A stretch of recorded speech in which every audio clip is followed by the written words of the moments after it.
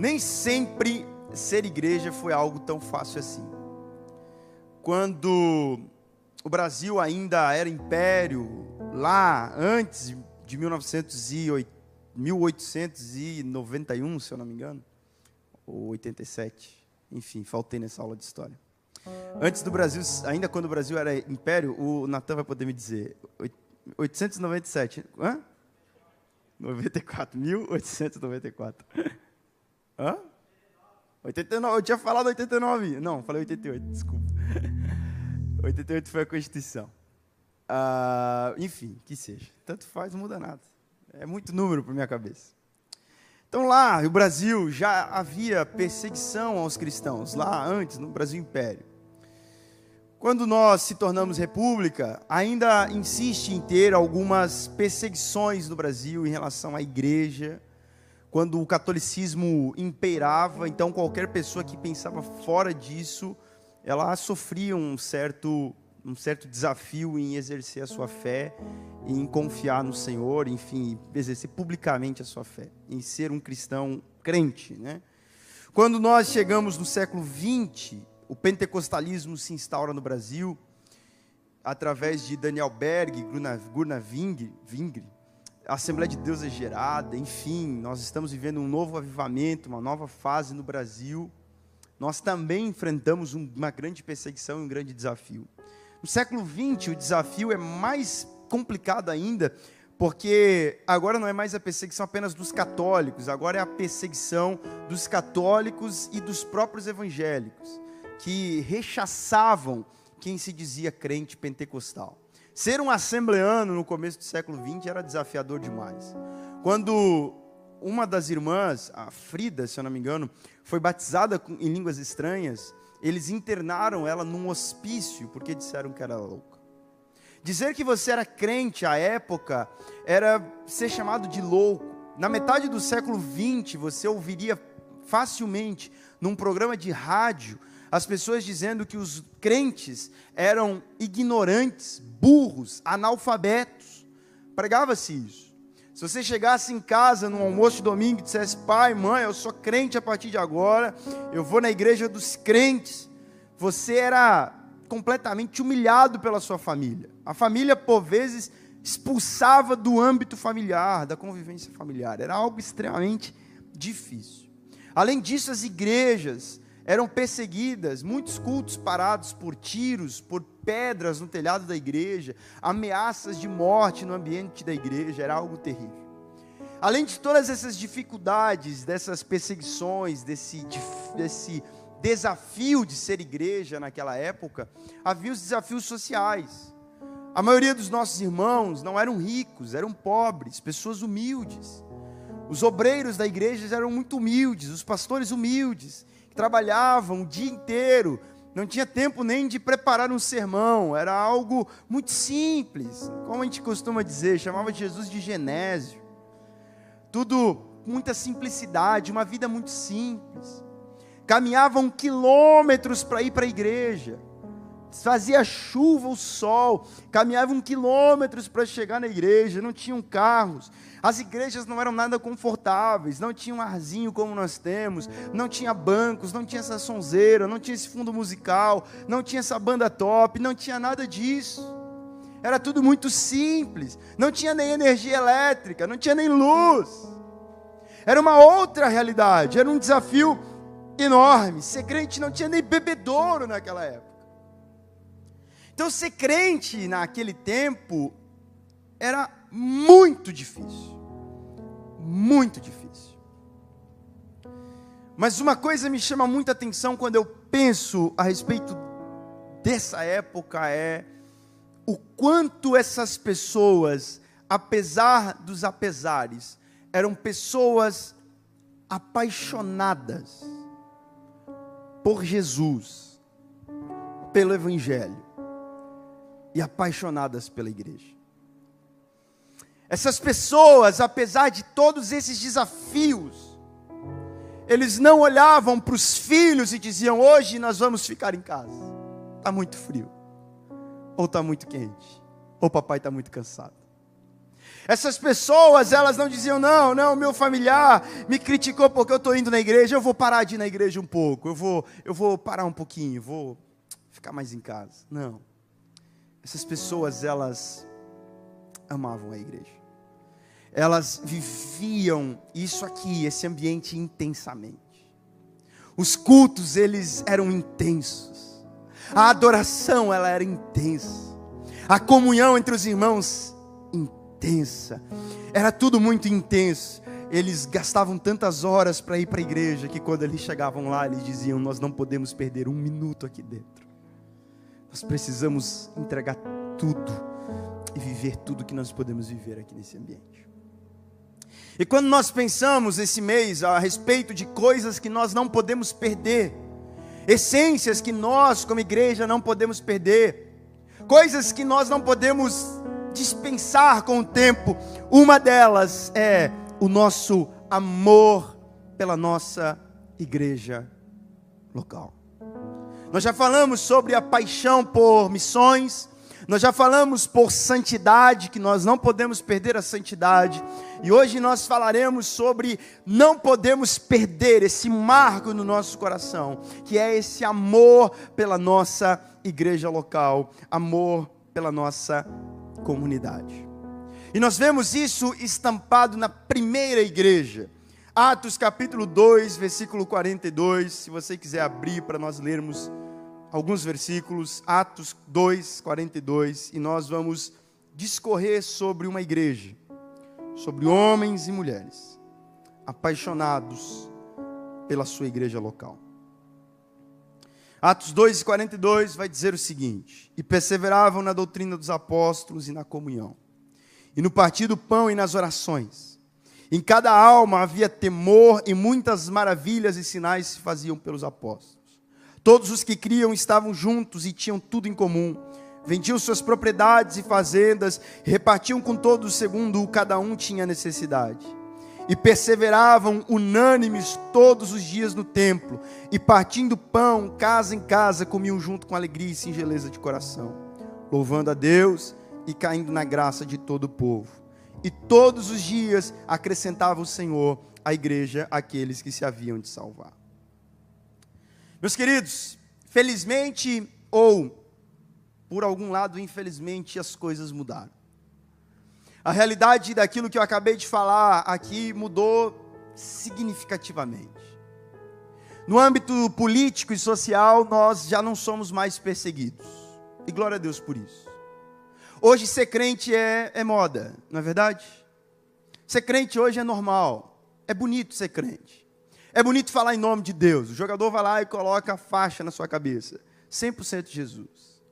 O evangelho está cada vez mais aceito na comunidade, entre os atores, entre os filmes, entre alguns programas de TV, entre o futebol, enfim, entre pessoas da grande mídia, da política. Nós temos vozes na política, nós temos representantes, enfim, cada vez mais o evangelho está mais aceito. Então, no âmbito social, beleza, não é mais a mesma realidade. A realidade financeira das nossas igrejas mudou. Hoje nós não somos mais como aquelas igrejas. Hoje a gente é chique. Você concorda que você congrega numa igreja chique? Da hora demais, né? Esse estelão aqui, imagem, sonzeira, TV em tudo quanto é canto, luz, iluminação. Nossa igreja é chique. Concorda comigo? Então a gente mudou nisso. A realidade social mudou, a realidade da igreja mudou, e a realidade dos membros da igreja mudou. Hoje ninguém chegou aqui de carroça. Alguém aqui chegou de carroça? Ninguém chegou de carroça.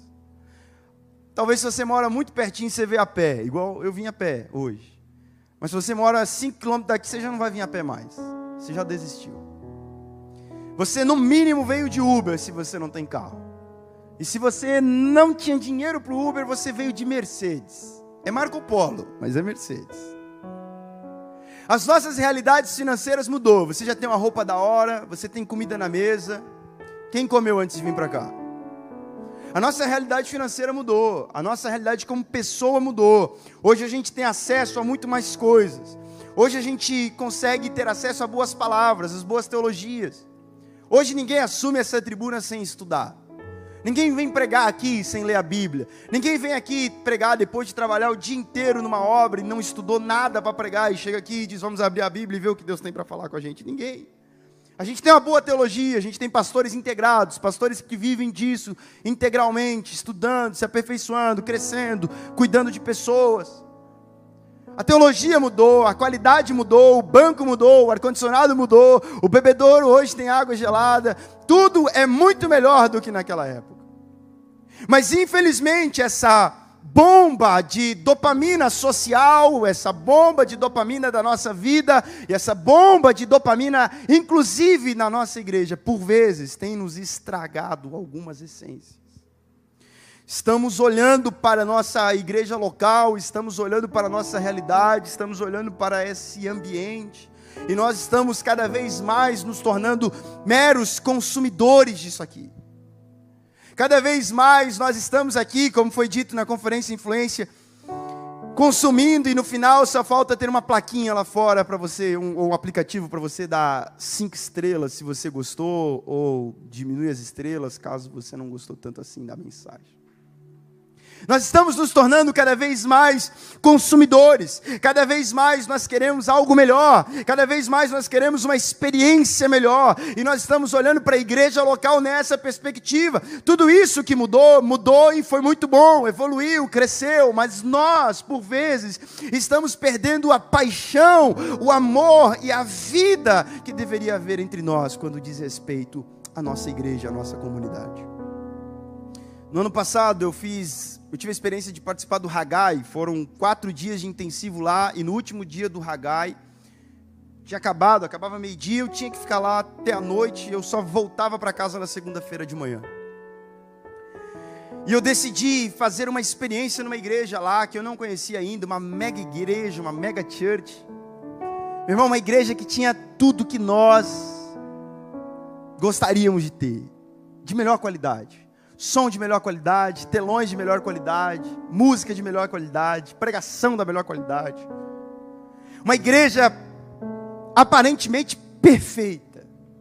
Mas eu tive uma experiência extremamente negativa, e se eu fosse dar as 5 estrelas, eu daria só uma.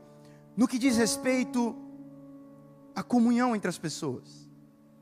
Quando eu cheguei lá, eu esbarrei no ombro de centenas de homens, de pessoas. Era muita gente naquela igreja, muita gente.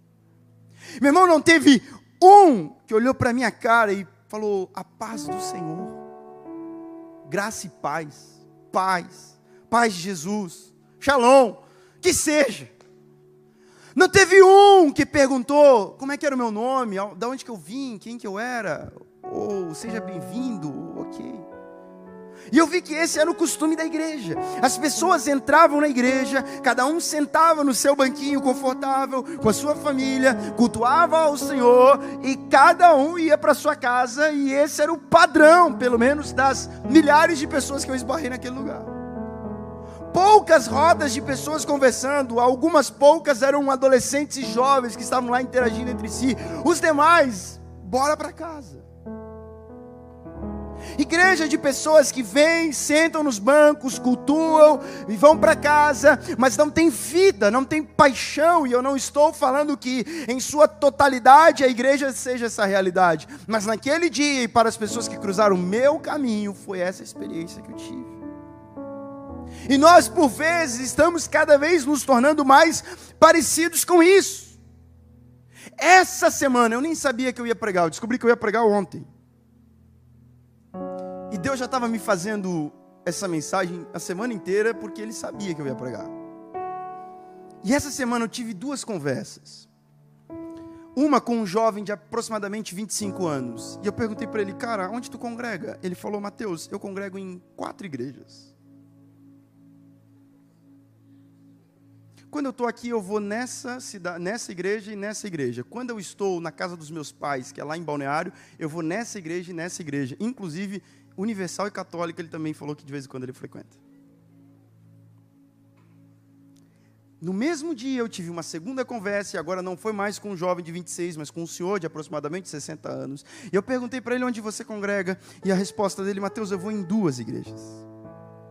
Tem vezes que eu vou nessa porque eu gosto do culto lá, e tem vezes que eu vou nessa porque eu gosto do culto aqui. Meu irmão, isso não te preocupa?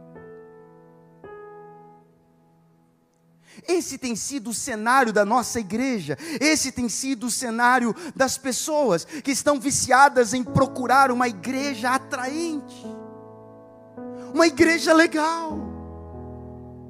Esse tem sido o cenário de pessoas que estão procurando um lugar da hora. E uma igreja só me dá um pouco de experiência. Eu preciso de 2, 3, porque aqui tem isso que a outra não tem, aqui tem isso que a outra não tem, aqui fala assim, a outra não fala. Então eu preciso de muita igreja para ter muita experiência e satisfazer o meu vazio coração, quando na verdade tudo que eu preciso é tão simples. Tudo que eu preciso de verdade é só ter um encontro com Jesus. E nós, como igreja, por vezes estamos pecando, porque nós também estamos facilitando isso. A gente sempre quer gerar algo novo, a gente sempre quer criar algo novo, e aí nós vemos igrejas criando atrativos novos, para que mais consumidores venham, mais clientes venham, para agradar os seus clientes. Então, se parede preta já enjoou, agora vamos criar outra cor. Se o worship já enjoou, vamos criar outra versão de música.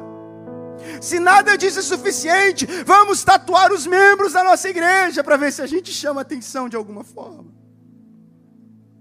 Cada vez criando novas experiências, novas conferências. Não, a conferência de jovens já não é mais suficiente. Tem que ter outra conferência, tem que ter um outro grito, tem que ter um outro pregador, tem que ter algo que chame as pessoas. E as igrejas fazem e as pessoas vêm. São igrejas vazias de pessoas mortas, ou cheias de pessoas mortas. Paul Washer vai dizer algo que me chamou muita atenção, e eu vou ler para você. Preste atenção no que diz Paul Washer. Ele faz um comparativo que me chama muito, que brilha muito os meus olhos. Ele diz assim: a razão pelo qual nos encantamos tanto pelas conferências e por igrejas cheias de dopamina é possivelmente a mesma razão que a típica dona de casa não pode competir com a supermodelo ou a atriz no palco ou na tela. Porque a dona de casa é real. Ela tem falhas, defeitos expostos. Mas a atriz não. A atriz é maquiada e decorada. A dona de casa é o material da vida cotidiana. A atriz é apenas o papel mais atraente e nos momentos mais espetaculares. Da mesma forma, a igreja local é algo que é real, exposto e sem decoração. Uma congregação de pessoas redimidas, presas no tempo do já e do ainda não. Por estas razões e muitas outras não mencionadas, não é difícil nós vermos jovens imaturos que se encantam com grandes movimentos, oradores do YouTube e com grandes autores de músicas dos nossos dias, mas o maduro, ele vê a sabedoria e o poder de Deus na congregação local e nos homens que ali servem fielmente. Porque lá sim é legal. Lá sim a experiência é da hora. Lá sim o movimento é legal. E na verdade tudo que você está enxergando é um pequeno lapso. Uma vez que você abrir os seus olhos e começar a enxergar a realidade do dia a dia, você vai ver que tem tantos problemas quanto nós temos também. Igreja é isso. Igreja erra a nota, né, amor? Igreja dá bicada no meio da rua, dá BO. Igreja é isso aqui. É vida real. E por que é que eu preciso de igreja, Mateus? Vamos lá, eu vou ter que ser bem rápido, para a gente poder terminar bem perto do horário. Mas quando nós olhamos para Atos 4, 22, foi 22 que nós lemos? Atos 4, 42. Quando nós olhamos para Atos 4, 42, nós vemos algumas características da igreja local que são muito importantes para a nossa espiritualidade. A primeira delas, O texto vai dizer que eles perseveravam na doutrina dos apóstolos. Você pode dizer comigo, eles perseveravam? Com força, diga, eles perseveravam na doutrina dos apóstolos. Quando Lucas diz que eles perseveravam na doutrina dos apóstolos, Lucas está dizendo que estes homens e mulheres da igreja 1, da igreja primitiva, setor 1, eram homens e mulheres que estavam vivendo uma vida debaixo de obediência. Diga bem forte, obediência. O ensino dos apóstolos, a direção dos apóstolos, a doutrina dos apóstolos era a palavra máxima para eles. Eles obedeciam e seguiam o que os apóstolos estavam lhe orientando, porque acreditavam piamente que aqueles eram homens de Deus que tinham autoridade espiritual sobre a sua vida. Eu preciso estar em uma igreja local, eu preciso estar em um ambiente de uma igreja local, porque neste lugar que eu estou submetido a uma visão, eu estou submetido a uma autoridade. O primeiro que disse, eu cuido da minha vida, e eu sei ser melhor do que o meu líder, foi Satanás. Que disse, eu subirei e serei semelhante ao Altíssimo. E o Altíssimo disse, descerás e serás semelhante ao demônio. O primeiro que disse, eu consigo sozinho, eu não preciso de pastor, eu não preciso de líder, eu não preciso que ninguém me oriente, eu sei o que eu vou fazer, eu sei o que eu estou fazendo, eu decido, porque eu preciso de opinião para casar, preciso de opinião para namorar, preciso de opinião não, eu decido, eu sou santo espiritual, eu não preciso que ninguém dê palpite sobre a minha espiritualidade, eu não preciso que ninguém cobre se eu estou orando ou não estou orando, se eu estou jejuando ou não estou jejuando, eu sou responsável por mim. E aí ele é responsável por si, Deus disse, seja mesmo. E ele é responsável por ele até hoje, no inferno. Em seguida nós vemos Absalão vivendo basicamente o mesmo padrão. Olhou para o pai e disse, eu sou melhor que o pai, eu sou melhor que esse líder aí. Se eu fosse o rei, se eu tivesse no lugar dele. Se eu tivesse essa coroa, eu faria muito melhor do que ele. E por causa do seu coração maligno, você sabe qual foi o final da história de Absalão? Morreu em meio à guerra, e era só o tempo dele esperar, porque ele era o próximo, ele era o sucessor do trono, mas ele não foi sucessor do trono, porque ele resolveu antecipar as coisas, bater no peito e dizer, eu sou suficiente, eu sei o que eu estou fazendo. Submissão não diminui ninguém, submissão nos coloca no lugar que nós devemos nos colocar. E falar em submissão para minha geração, falar em submissão para vocês, falar em submissão para pessoas da nossa idade está cada vez mais difícil. A nossa geração é a geração que prega que eu não vou ser CLT porque meu patrão é muito chato. Então eu preciso abrir uma empresa. Eu preciso abrir um negócio, eu preciso ser dono do meu nariz. A gente não se submete nem ao patrão, nem ao dono daquela empresa. A nossa geração é a geração que não quer se submeter a casamento, não quer estar submisso. Eu prestar contas, quem aqui já ouviu isso? Eu prestar contas para mulher, eu ter que ficar prestando contas para homem, eu não vou ficar me humilhando para homem não, eu não vou ficar me humilhando para mulher não. O mundo está pregando isso o tempo inteiro. Eu não preciso ser submisso, eu não preciso baixar a cabeça para ninguém, eu sou suficiente. E infelizmente esse tipo de ideologia tem caminhado para dentro do evangelho, das nossas igrejas. Pessoas que batem no peito e se acham autossuficientes e não precisam de liderança nenhuma. Eles se revoltam com a igreja porque as coisas não são do jeito que eles gostam. Eles se revoltam com a igreja porque o pastor pregou a mensagem que confrontou o seu pecado. O pastor falou isso porque ele sabia do meu erro. Eles se revoltam com a igreja porque a liderança não deu a liderança o cargo que eles tinham. Se revoltam com a igreja porque a liderança tirou do cargo que eles tinham. Se revolta com a igreja quando não tem visibilidade, ou quando a oportunidade é num lugar que não tem reconhecimento. Se revolta porque tudo que ele quer é ser o cabeça, e ainda usa a Bíblia para dizer, Deus me escolheu para ser cabeça e não cauda. pessoas insubmissas, e é na igreja local, é neste lugar que nós aprendemos que não tem ninguém aqui suficiente.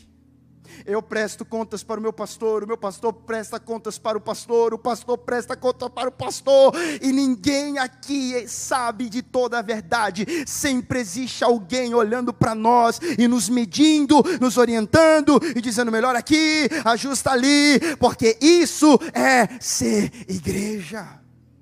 Isso é ser igreja. Ah, Mateus, mas estão atrapalhando o meu ministério. Fala para mim, quando foi que Saul atrapalhou o ministério de Davi? Ah, mas estão me impedindo de exercer o meu chamado. Saul conseguiu impedir Davi de exercer seu chamado. Perseguia Davi. Davi teve a chance de matar Saul, não matou. Ele disse: eu sei que Deus está no controle do meu chamado. E meu irmão, quando Deus quer te colocar em um lugar, Ele te coloca, e não tem ninguém que impeça isso. Mas tudo isso vai estar submetido a uma autoridade espiritual. Pessoas maduras, pessoas que têm maturidade na fé, eles entendem que existe alguém para prestar contas. Eles estão submissos a uma visão, eles estão submissos a uma liderança de Deus sobre a sua vida, eles estão submissos a uma cobertura espiritual, a uma proteção espiritual. Quando eu caminho sozinho, quando eu caminho segundo as minhas próprias doutrinas, eu caminho para a morte. Mas quando eu caminho debaixo de uma autoridade, eu estou caminhando para os propósitos de Deus sobre a minha vida. Meu irmão, Deus vai te colocar onde Ele quer te colocar, desde que você aprenda a respeitar quem está no lugar que Deus colocou. Não, eu cuido da minha vida, Mateus. Cuida, vai cuidando. Vai cuidando. Não, eu me resolvo. Vai se resolvendo. Vai se resolvendo. Igreja local serve para nos humilhar e nos colocar neste lugar de submissão. Mas igreja local também serve para nos colocar num lugar de comunhão. Eles seguiam na autoridade dos apóstolos, debaixo da doutrina dos apóstolos. Mas eles também seguiam em comunhão entre os irmãos. Todos eles tinham as suas diferenças entre si. Todos eles tinham as suas diversidades, mas eles caminhavam em comunhão. Diga bem forte: comunhão. Meu irmão, comunhão não é a união de pessoas iguais. União de pessoas iguais é um caminhão de japonês. Já ouviu essa?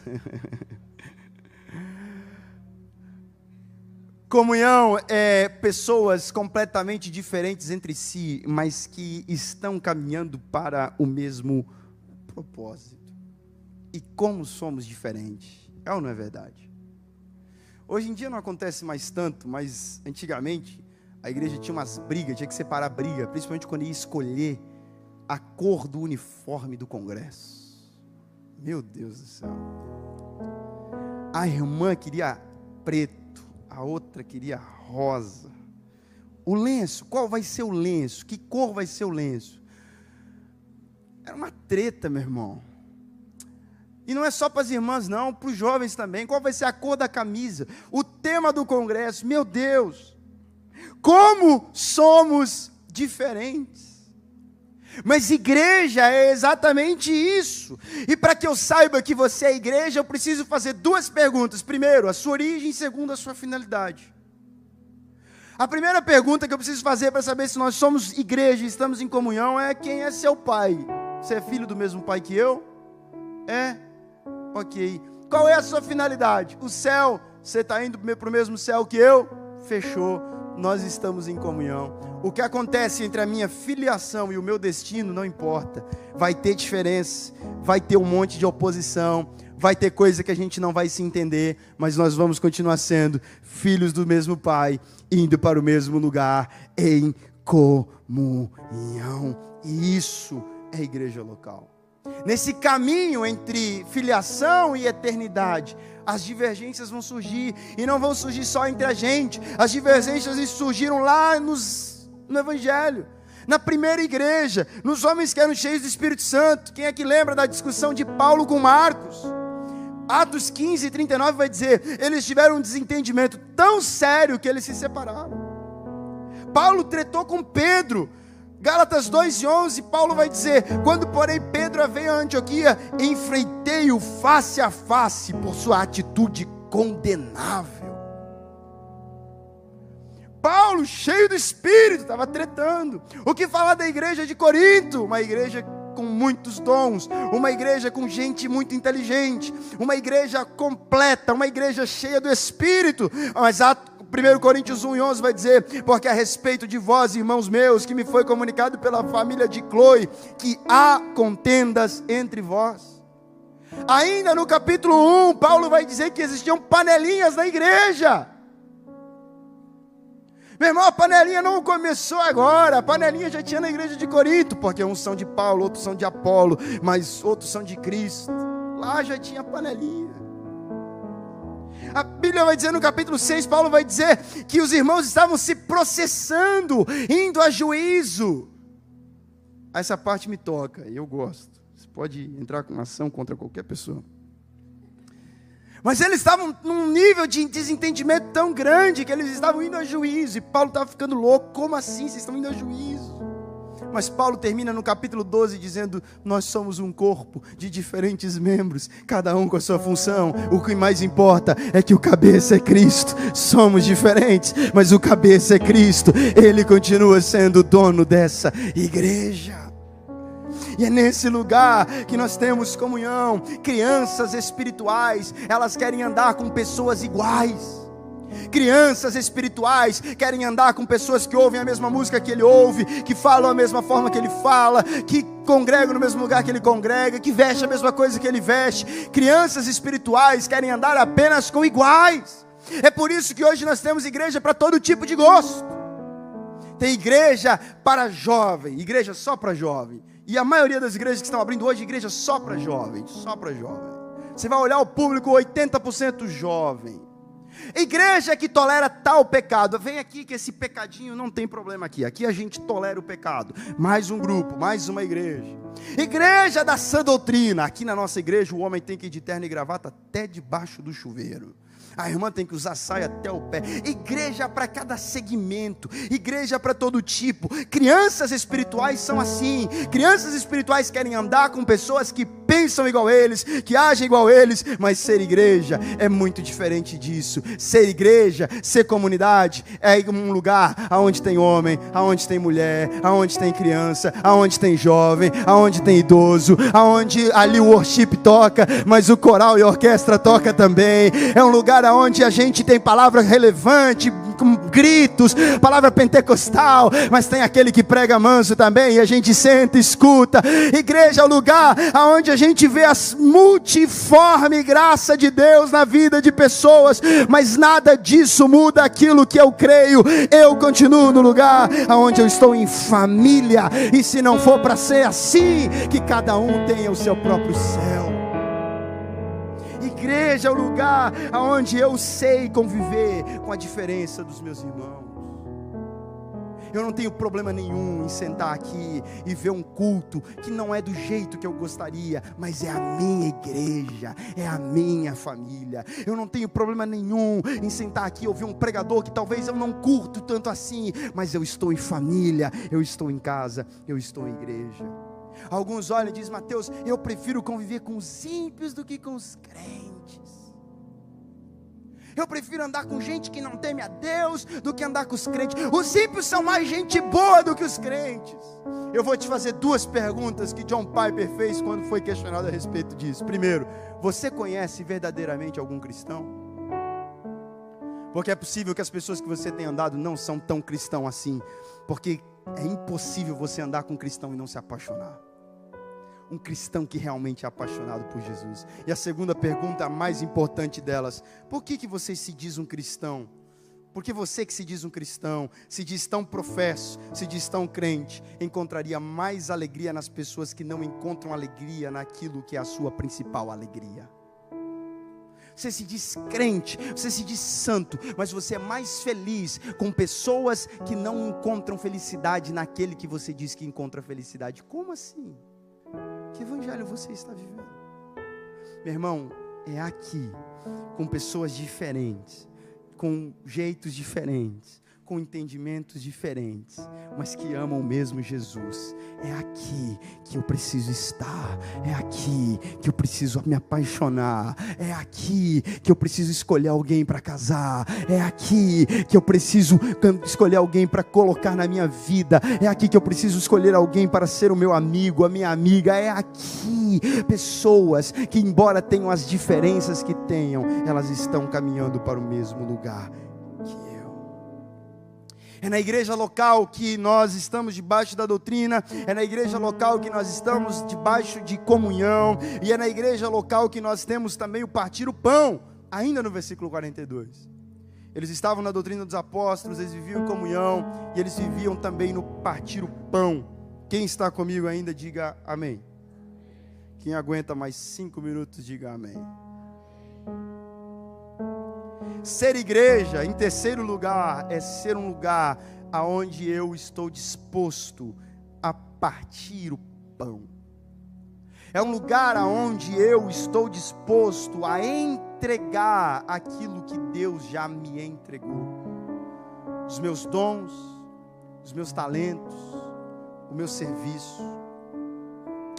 Eu gosto muito da afirmação de Paulo em 1 Coríntios 11, quando ele vai falar com a igreja de Corinto, ele vai dizer o seguinte: Deus não tem recebido o culto de vocês. E eu ouvi isso esses dias, eu achei muito interessante. Deus não tem recebido o culto de vocês. Por que Deus não tem recebido o culto de vocês? Porque vocês vêm para a igreja para encher a barriga. Vocês vêm para a igreja para comer. Vocês vêm para a igreja para participar do café e comunhão. Deus não tem recebido o culto de vocês. E aí Paulo termina o capítulo 11 dizendo: qual é o culto que Deus recebe? O culto que vocês não vêm para comer, mas você vem para trazer pão para a mesa. Qual que é o culto que Deus recebe? O culto que eu não venho aqui porque eu quero me alimentar, mas eu venho aqui porque eu quero trazer pão para a mesa. O texto que nós lemos está bem explícito que os apóstolos e a igreja local, eles viviam partindo o pão. Eles não estão ali para receber o pão, eles estão ali para repartir o pão. É uma vida sacrificial, é uma vida de entrega, é uma vida de servir. E culto não é o lugar aonde eu recebo algo de Deus. Eu não vivo para assistir culto, eu vivo para entregar culto. Quando você olha para o Antigo Testamento, você vai ver que no templo, os apóstolos, os homens, acabou a bateria do meu iPad, que legal. Os homens lá no Antigo Testamento, eles não vinham ao templo para receber alguma coisa do Senhor, mas eles vinham ao templo para entregar o seu animal em oferta ao Senhor. E por que nós mudamos isso?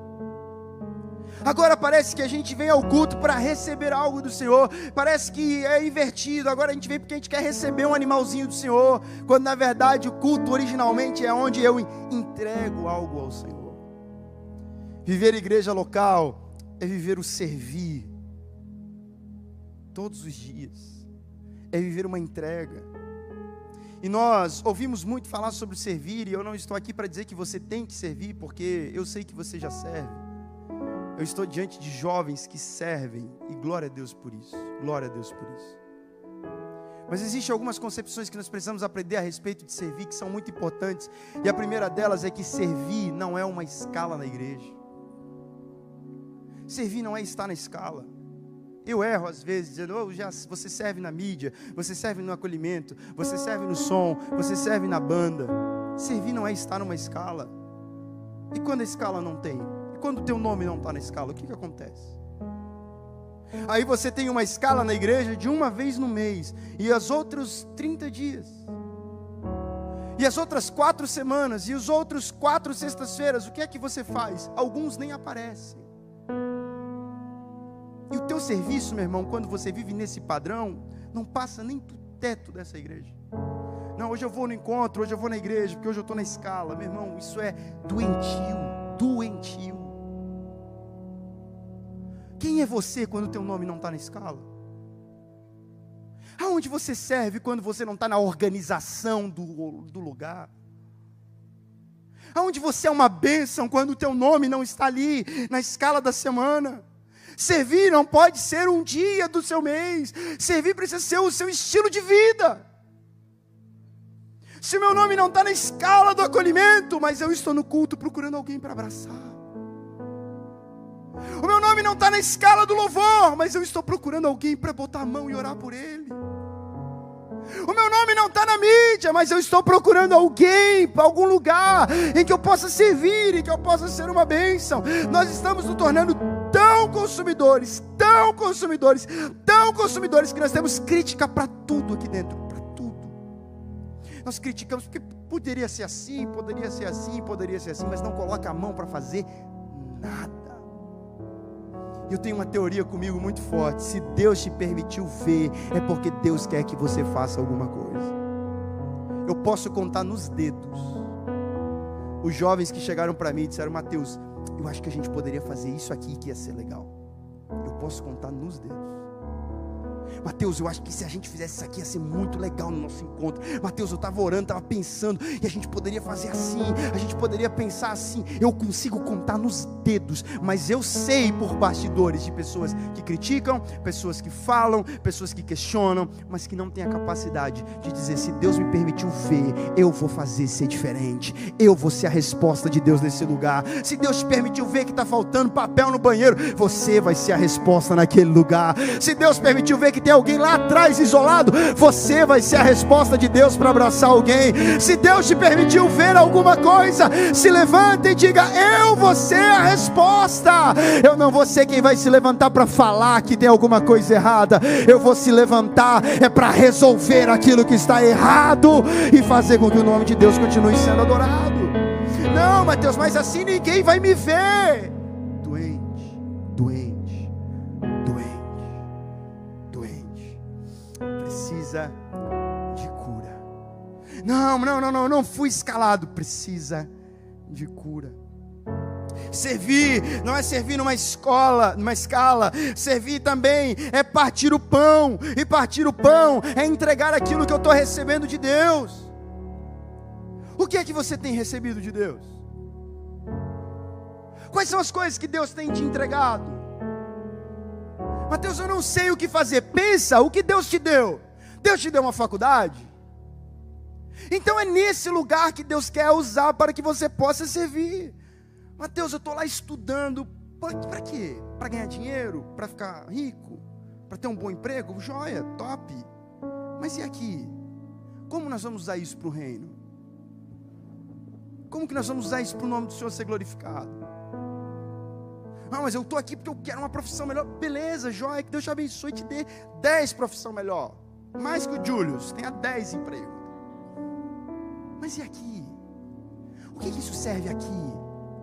Quanto você é útil aqui a partir do que Deus tem te dado?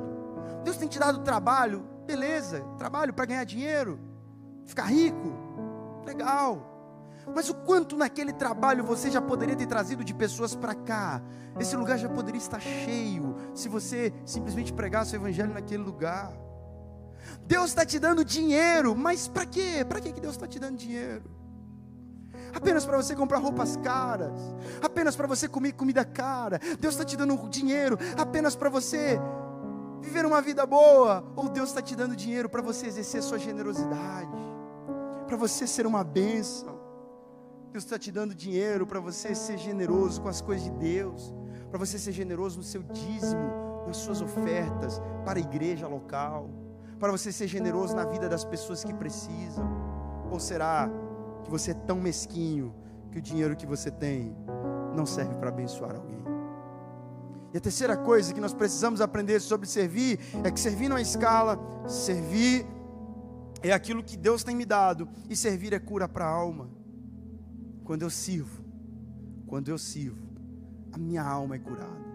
Quando eu entrego, quando eu parto pão, quando eu estou servindo as pessoas, eu estou sendo curado a partir daquilo que eu entrego. Existem pessoas doentes entre nós, pessoas depressivas, pessoas mal, pessoas que estão vivendo um tempo de esfriamento espiritual, porque não estão dispostas a servir.